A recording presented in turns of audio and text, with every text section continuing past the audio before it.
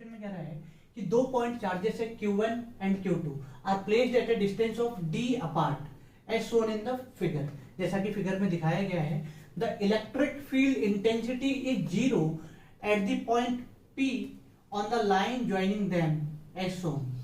मतलब ये जो पॉइंट P है, इस पे जो इलेक्ट्रिक फील्ड इंटेंसिटी है वो है जीरो। हमसे कहा गया write to conclusions that you can draw for this.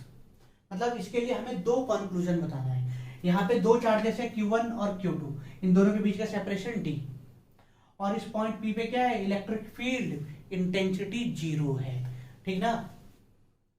तो देखो, सबसे पहला कंक्लूजन तो ये आएगा कि इलेक्ट्रिक फील्ड इंटेंसिटी जो जीरो जो है वो इन चार्जेस से बाहर की तरफ है। ठीक ना, बाहर की तरफ है, तो इसका मतलब ये दोनों चार्जेस जो होंगे वो अपोजिट नेचर के होंगे।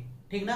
अगर इनका नेचर सेम होता तो इलेक्ट्रिक फील्ड इनके बीच में कहीं यहां कहीं जीरो होती।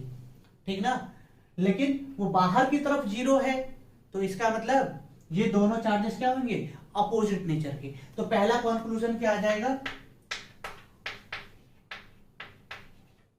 Both the charges are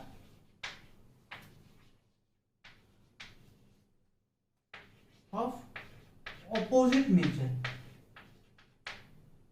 opposite nature मतलब एक पॉजिटिव है और एक नेगेटिव। अब देखो, ये जब दोनों चार्जेस जब अपोजिट नेचर के होते हैं तो इलेक्ट्रिक फील्ड हमेशा उस चार्ज की तरफ बाहर की तरफ जीरो होती है।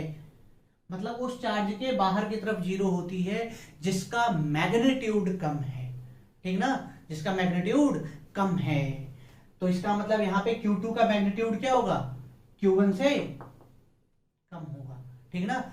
जब भी इलेक्ट्रिक फील्ड इन दोनों चार्जेस के बाहर की तरफ अगर जीरो मिलती है तो इसका मतलब दोनों अपोजिट नेचर के हैं। ठीक, और जिसकी तरफ जीरो है वो चार्ज मैग्नीट्यूड में छोटा है। तो दूसरा कंक्लूजन क्या निकला, magnitude of Q1, magnitude of Q2 is less than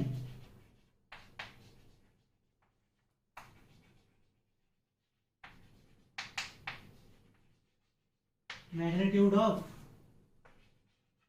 Q1। ठीक ना। तो जो Q2 की मैग्नीट्यूड है वो Q1 से कम है। क्लियर।